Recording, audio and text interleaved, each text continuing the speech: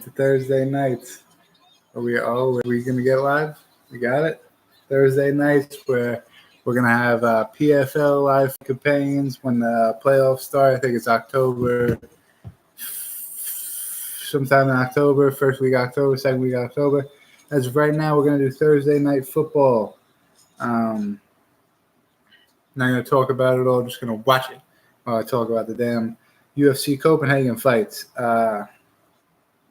Headlined by fucking Jack Hermanson and Jared Cannonier. You got to look at that one. That one doesn't come off the top at all. There we go. Got sound and everything, so I ain't going to fuck with that. Hopefully the stream doesn't die because I got a whole new setup right here, so I don't have to run two things off of the laptop. Only the stream's running off the laptop. If it dies, my Wi-Fi is completely shit. You might have to go get some new shit going on. We got to get a new provider or something. But let's get into these picks here. Nicholas Dalby making his return to the UFC, going against Cowboy Oliveira, Alex Oliveira. Should be a good matchup. Striker versus striker. We all know Dalby's making his return. His last time he was in the UFC, he went 1-2-1. It was 2015-2016 area.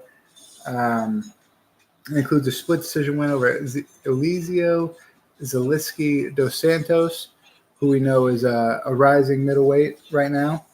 It also includes a draw with Darren Till, which was fight of the night in Dublin, Ireland, way back in the day, probably 2015 area.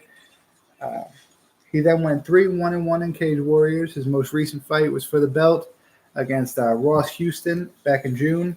The fight was actually ruled a no contest because there was so much blood on the floor that the doctors deemed the fight not safe to continue on that floor. And of course, it was the main event, so it didn't ruin the card. It didn't stop any other fights. It just stopped that fight, and then no contest. And the title fight's a little weird of a situation, so that went how it went. And of course, he got his shot back with the UFC. I'm gonna have to keep going and fucking refreshing this thing, because although the laptop should be good, for some reason this little tablet thing does not want to cooperate with the football stream. But anyway, that's not really that important. Cowboy Oliveira is 19-7. He's only been knocked out one time in his life. He's on a 2-fight losing streak at the moment. He's got a submission loss to Gunnar Nelson, who was also on this card, and a decision loss to Mike Perry in his last fight, which was back in April. 16 out of 19 of his wins are by finish. So he finishes. Dalby's not one to get finished. He's a warrior. He bangs it out. Hopefully that didn't just freeze.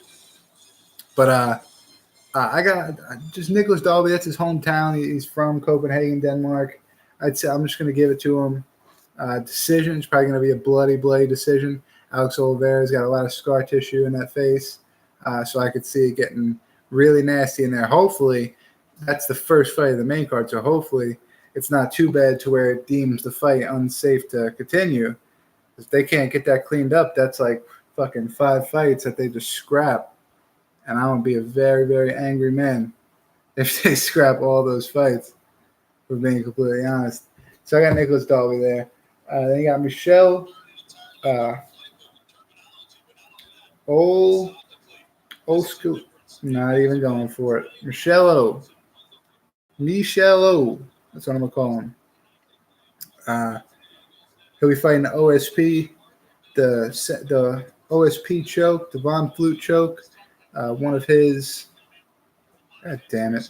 more prominent submission finishes. Michelle is 14-2, 2-0-1, or 14-2-1, 2-0-1 in the UFC. His debut was a no contest with Khalil Roundtree, which he originally won, but it was overturned because he tested positive for clomiphene, which we all know is a steroid, a form of hits a drug. He got suspended, came back, won the next 2 fights in his UFC career. He's on a 2-fight winning streak at the moment. 10 out of 14 of his wins are via knockout, which is interesting because OSP is going to try to stand up with him. He's not shy to standing up. He will take the fight to the ground though if he's if he's losing the stand-up, he's a Division I football player, University of Tennessee. He can get the takedown. He's a big physical dude, not scared to go for the takedown and lands it when he can.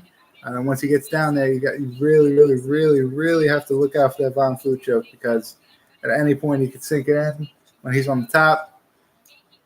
I think he sunk it in from the bottom before, if I'm not mistaken. Might be mistaken there, but I don't know. I can't remember if he did or not, but definitely crazy submission game. 23-13 is his overall record. He's a veteran of the sport. 18 out of the 23 of his wins are via finish.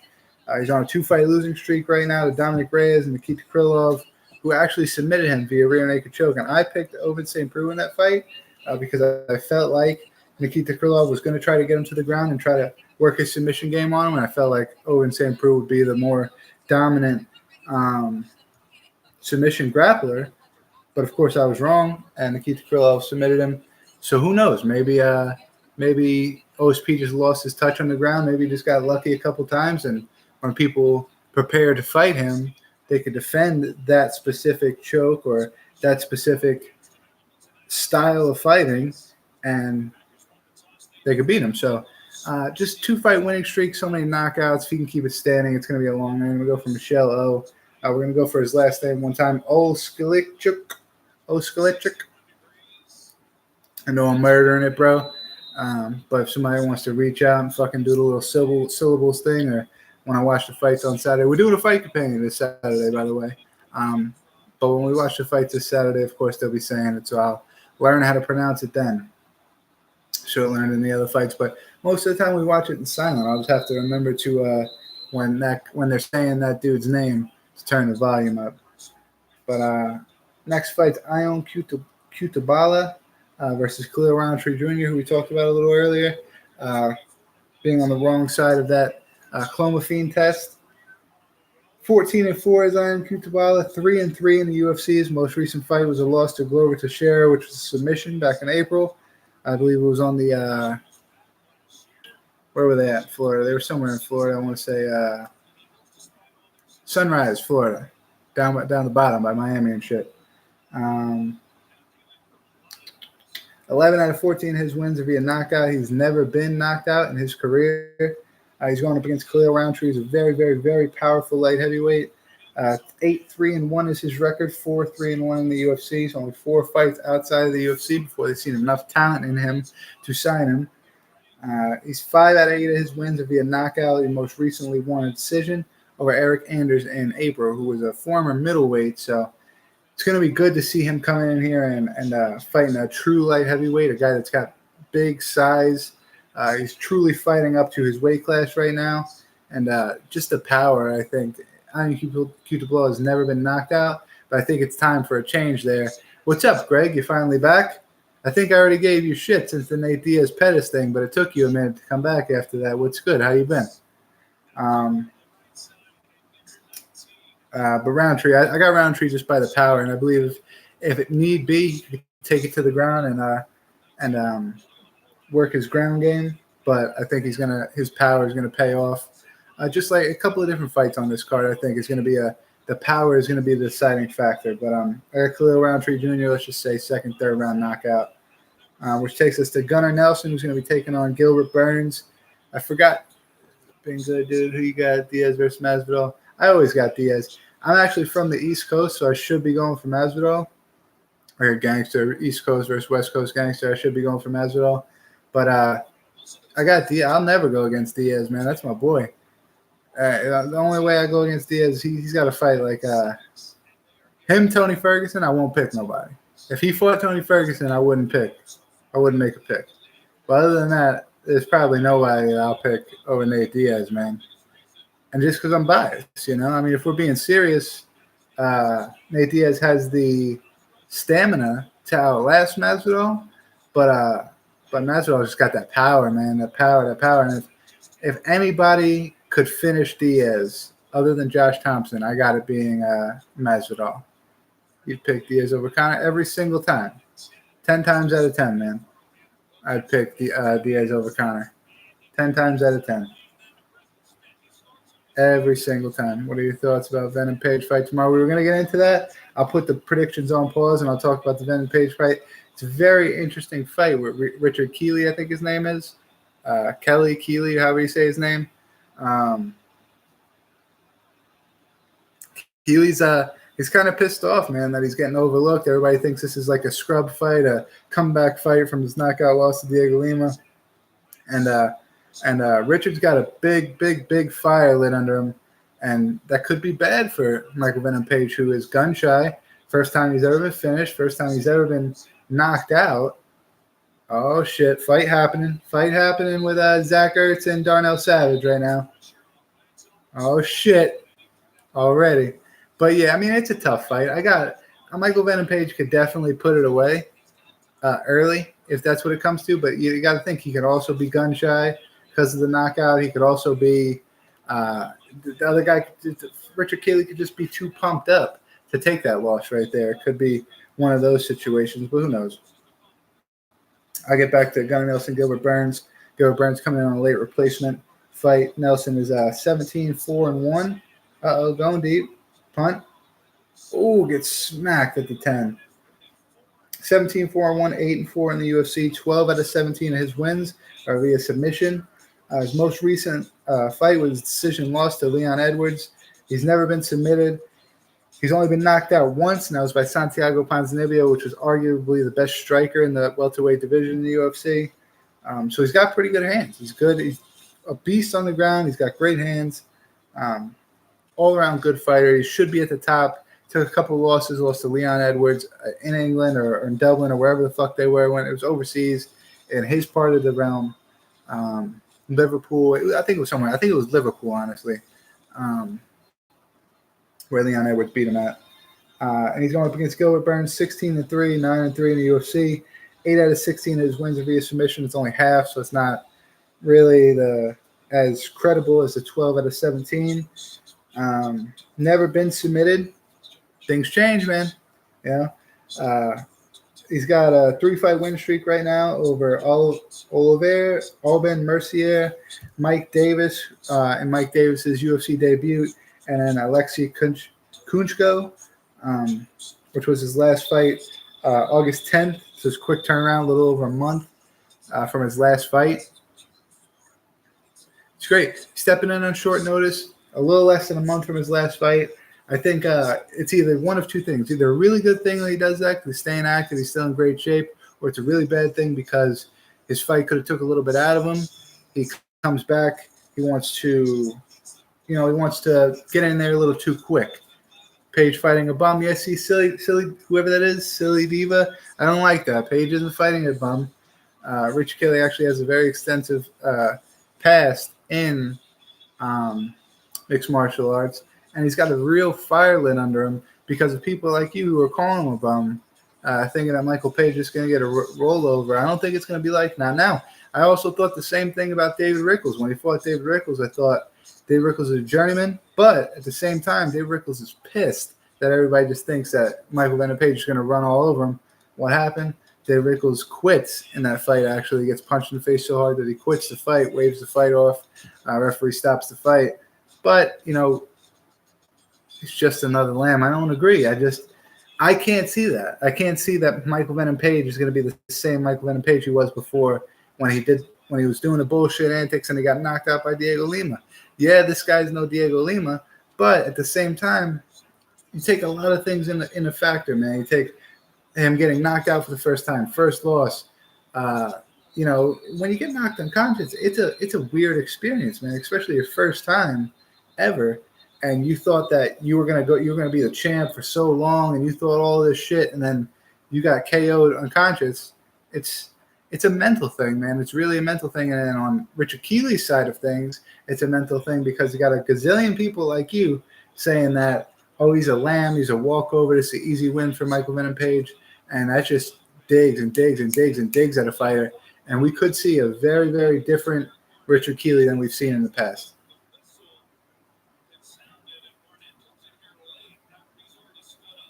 Yeah, exactly. I don't think it's because he wanted a paycheck. I think Dave Rickles honestly believed he could beat Michael Venom Page. I don't think, I know a lot of people are in it for the paycheck.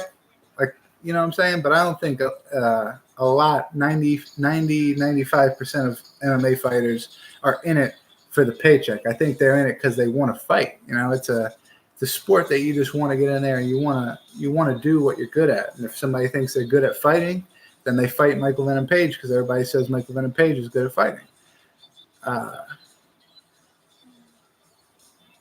Yeah, see, nah, I don't fuck. All right, well, Michael Venom Page was the favorite against Diego Lima. You would have lost some money. You would have lost some money betting on Michael Venom Page against Diego Lima. It doesn't. I mean, I don't like that. I don't like Bellator as a joke. I see it's a joke sometimes. They got people on the main card that are 1-1, 2-0, and shit like that, and that shouldn't be, especially with a bigger promotion like PFL and Bellator and shit like that. You shouldn't have guys that are 1-1, 2-0, and shit like that on the main card. But at the same time, Michael Venom Page, Diego Lima, Aaron Pico, what's the other guy? Nick Newell. A bunch of just fucking killers they got over there. I'm not going to name Dylan Dennis. I know everybody wants me to name Dylan Dennis, but if we were talking about submission grappling, I might talk about Dylan Dennis, but they got a bunch of killers over there, man. I won't just write them off. If we're talking about UFC versus Bellator, I think it's pretty obvious, but I won't write off Bellator just like that. I don't think I put my pick in for this one. We're going to move on to the last two fights, but I got Gunnar Nelson there. I feel like he's going to beat him up standing up, and then when he takes him down, he's going to be able to finish him. I do like Jerry over Henderson, Archuleta over Pitbull as dogs down. Yeah, I like Archuleta over Pitbull. I don't know about Jerry over Benson Henderson. I think Benson Henderson wrestles him for the full 5 rounds and gets a decision win there. But I like Archuleta over Pitbull. He trains with TJ Dillashaw. He's got that same kind of cardio, outstrike you type of style. He's got knockout power, so.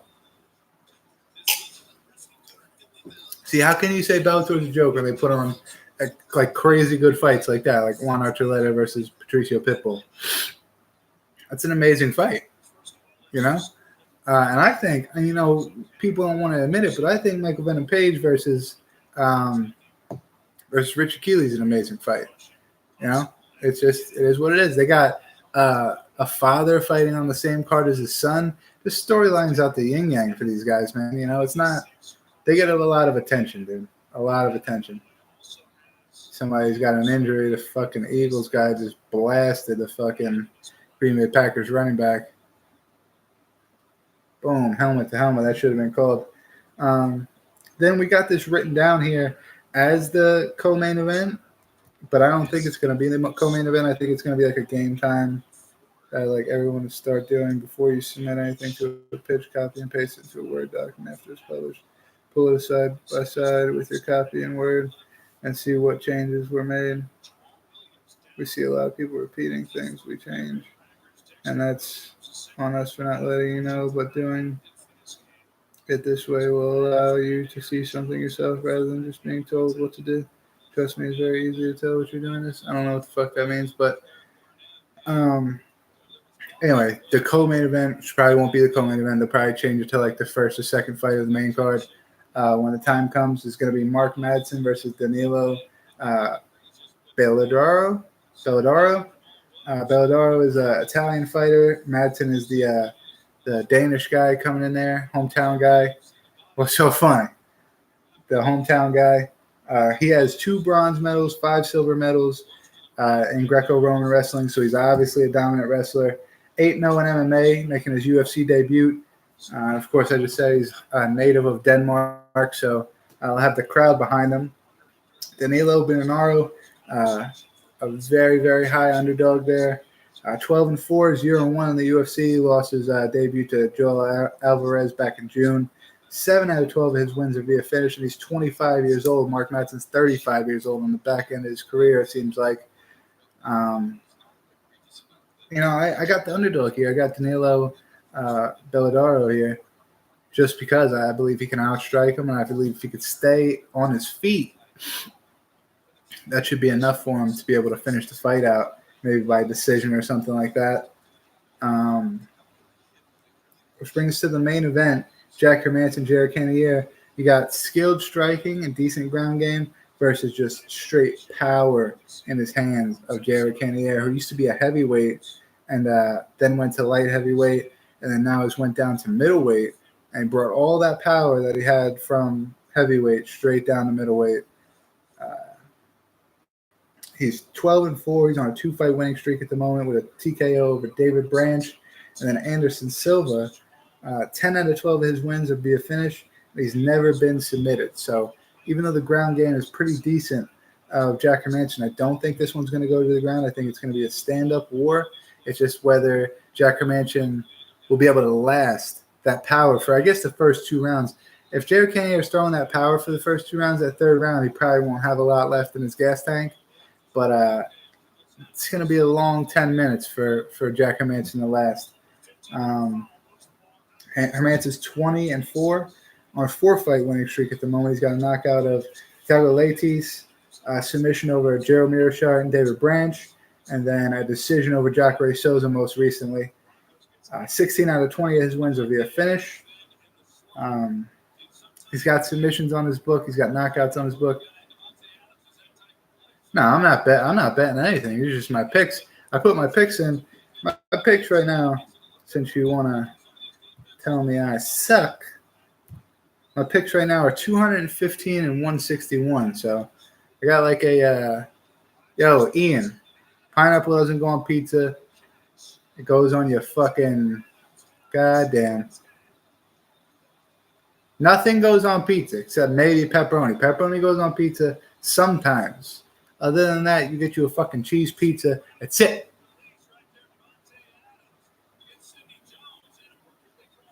Jack Hermansson, Jared Cannonier. What do you mean give you another fight?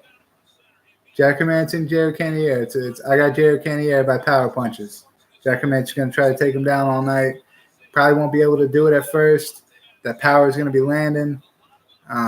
Second round knockout, maybe. First round. I would prefer a first round knockout because I'd feel a lot more safer. If fight goes into the second round, I'm going to start biting my fingernails, you know what I mean? But Jared Cannonier, first round knockout. What do you got?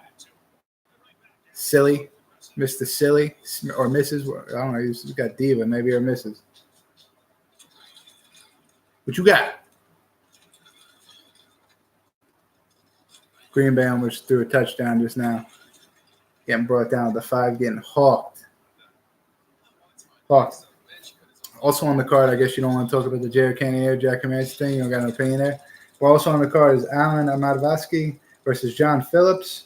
Alessio Di Chiro versus Muhammad Murakadov, who is the first and only fighter coming out of the Team Money Team or whatever it's called, the Money Team, Floyd Mayweather's camp. The only MMA fighter that's in his camp. So great boxing will be put on show there against the grappler. So let's see how the fuck that works out. Macy Chessian versus Lena Landsberg, Lando Vanana, Mark DeCasey, then Jack Shore, Nolan Hernandez. They give it right back to Adams. Jack Shore versus Nolan Hernandez, I think, is an amazing fight. And I got Jack Shore. Let's see. I think he's the underdog. Or no, he's the favorite, I think. So never mind. I mean, I don't pick that many underdogs. I only pick the underdogs if I really honestly think they could win. And to be completely honest, I never really look at the underdog shit. Vanana DK, I got Lando Vanana. I got him by cardio and by being able to outstrike DeCasey. That's fucking DeCasey's got a lot of like Michael Venom Page type shit. Like he's got a lot of flash with him to his striking, and I think Lando Vanana is going to be able to pick that apart. When you say he's, who you talking about? Vanana or DeCasey? Vanana, yeah, definitely. He's got a lot of toughness. He fought Tony Ferguson. He almost finished Tony Ferguson, I believe. Touchdown Packers. I called the Packers in this fight too. So no underdogs for me. 3-0 versus 1-2. I got the Packers. No questions. And I haven't done good on Thursday nights either. So, yo, Ian, you know about this? The 3 fights in 2 nights, 3 fight cards in 2 nights from Bellator. Bellator's got 2 fights on Friday. They got, let me see. Yeah, dude. They got Bellator Bellator Europe, which is like the James Gallagher. It's got this. Let me show you right here. It's got James Gallagher. It's got prelims and a main card for the Europe one. It's got James Gallagher versus Roman Cesar, Michael Page, Richard Keeley, Ryan Scope, Peter Queally. There's a couple other fights. That was the main card, and then they got a bunch of prelim fights. And then other than that, they got fucking Bellator Dublin, which I guess they're calling 227, Bellator 227, which is Benson Henderson versus Miles Jury. That's only a main card. Then they got nobodies on it, for Kiefer Cabrosi and Hugo Piera. This is what I'm talking about having guys that are 4-2 as your co-main event. I understand that it's a mind-boggling thing to have 3 fights in a 2-day period, 3 fight cards in a 2-day period, but still, you got a dude that's fucking 3-0 as the third to last fight of the night on one of the fight cards. Like, just mix them. Just put them together. You know what I mean? These guys fight in the beginning. Then you got James Gallagher and fucking Michael Venom Page and Benson Henderson Madre. Put it all on one card. I've seen them do the back-to-backs, the Friday, Saturdays. Those are cool. But it's like, you know, and then Saturday, of course, they got the final round or final fights of the first round of the featherweight tournament. So it's Patricio Pitbull, Juan Archuleta, Lyoto Machida is going to be fighting Gegard Mousasi as a co-main event. Darren Caldwell versus Henry Corrales. Daniel Weichel versus Saul Rogers. AJ McKee's fighting, and his father, Antonio McKee, would also be fighting on the prelims. So, Bellator's got this one over here talking about Bellator is a joke.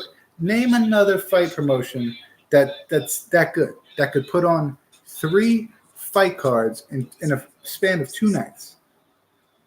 Only one we've ever seen go back to back is the UFC when they used to do the Ultimate Fighter finale on Fridays, and then they used to do a card that next day, whether it be a pay-per-view or fight night, whatever it was, on the Saturday.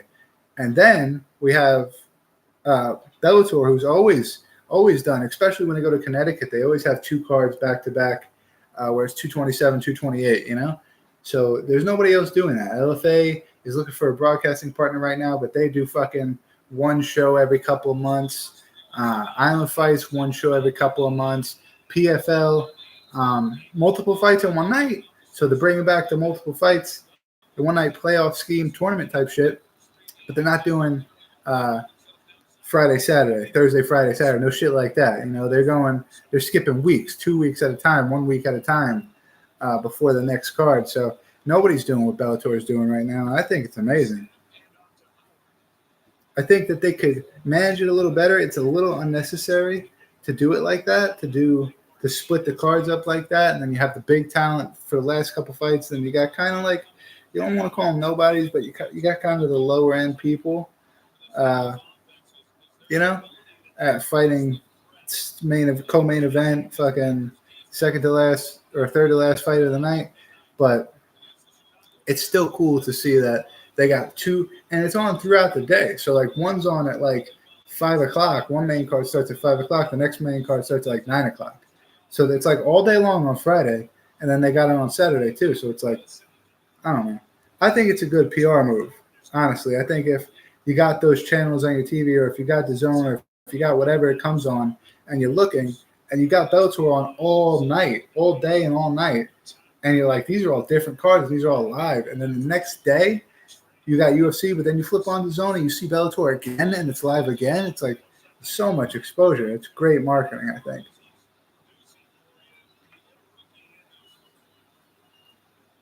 But who am I to say? I'm just a consumer, you know what I mean? Come on, fucko. Can't have Philly winning this shit here. But yeah, man, great fights coming up. I don't think the fucking bullshit with LFA, they got A6 TV or whatever it's called shut down. So they didn't have a broadcasting partner. They have a card this Friday, and I don't think they're going to broadcast it at all. I think they're just going to do it. And then after that, they had 2 cards October, one in like first week October, one like the second week of October, and they canceled both of those cards, or postponed both of those cards until they find a new broadcasting deal, which sucks. It sucks for those fighters. I just seen on Twitter maybe 2 months ago, Rashad Coulter, UFC veteran, or a guy who fought, maybe not a veteran, but a guy who fought in the UFC for X amount of time, actually saying that he was going to retire. He can't find any fights. And the reason he probably couldn't find any fights is because he lives in Texas. He didn't make much money in the UFC because he only fought a couple times.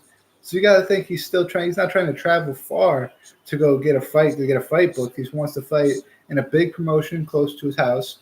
So LFA, that's the spot. And then LFA is going under.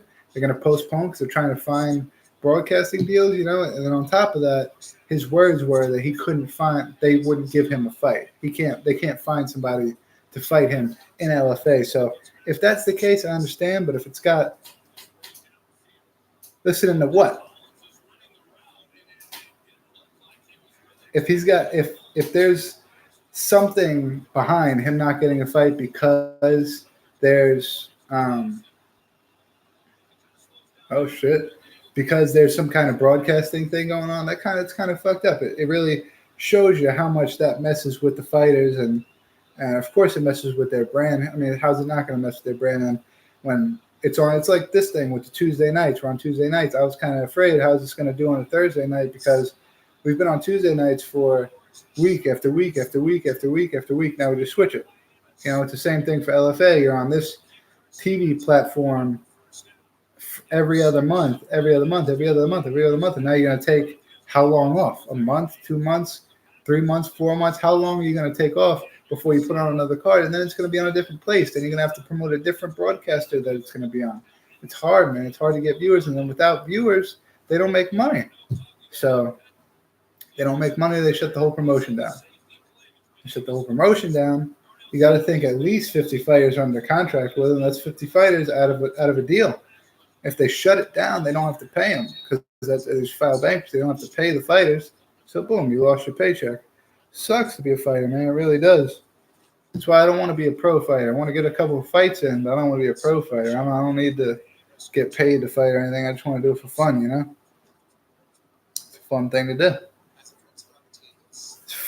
do. What do we got? Who else next week? Next week is the 5th. We'll be in Charlotte. But what card is on? 243, Whitaker Adesanya. The 12th, my boy's wedding. Oh, no, I think it's the 13th. So I think I'll be able to see the Tampa, Florida card. That's a card I was really excited about. I was going to be really bummed if I was going to miss Tampa, Florida card. Joanna Jędrzejczyk versus Michelle Waterson. Cub Swanson, Karin Gracie. Mackenzie Dern comes back after giving birth to Amanda Ribas. She didn't give birth to Amanda Ribas. She's going to fight Amanda Ribas after she gave birth to her child. Ryan Spann versus Devin Clark. Eric Anders, Joe Mearshart. Brock Weaver fighting Thomas Gifford in Brock Weaver's first fight since winning his contract off the Contender Series. Miguel Baez's first fight after winning his contract off the Contender Series. He'll be fighting Hector Aldana. James Vick versus Nico Price. Luis Pena versus Matt Favola. Marlon Vera versus Andre Uel. Andrew Sanchez versus Marvin Vittori. That card is stacked top to bottom. I think the 12th is a Friday, so that'd be weird if there's a fight. I don't know, it's a Saturday. No boys' weddings on a Sunday. What the fuck? I'm down to go to your wedding whatever day it is, but I didn't think weddings were for Sundays. I thought that was a Lord's Day. Oh, I guess you get married on the Lord's Day. It's like if you're really religious and shit, you get married on the Lord's Day. I fuck with it,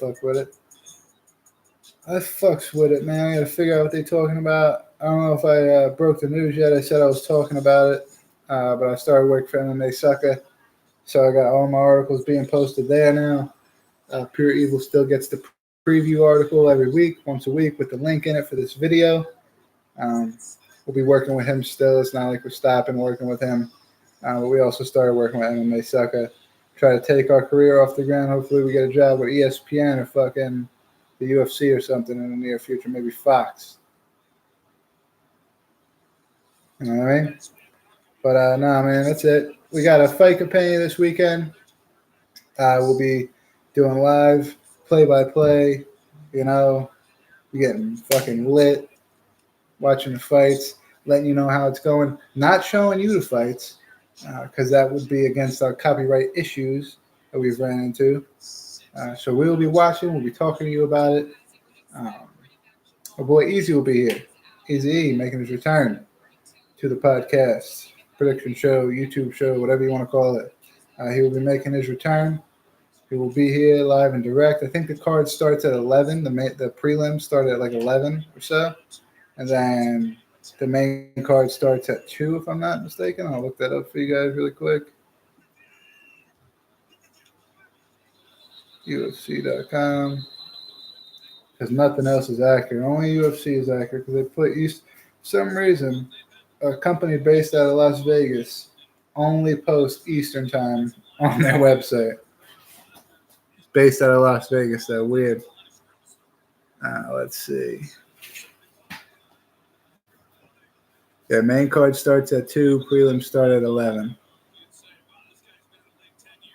And they even on their website, they have the Mark Madsen Danilo Bellinaro fight listed as the co-main.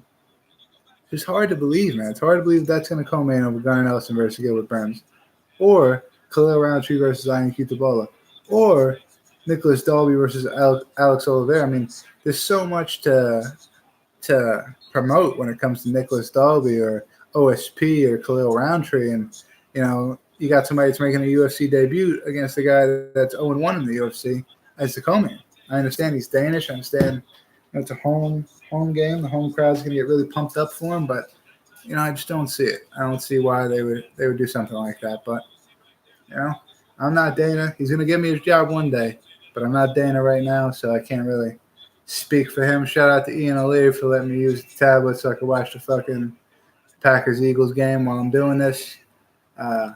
And everybody, make sure you stop by this weekend so you can say what's up to them, hang out, fucking pass interference, and fucking get lit with us while we watch the fights fucking midday on a fucking Saturday. We'll see you guys, man.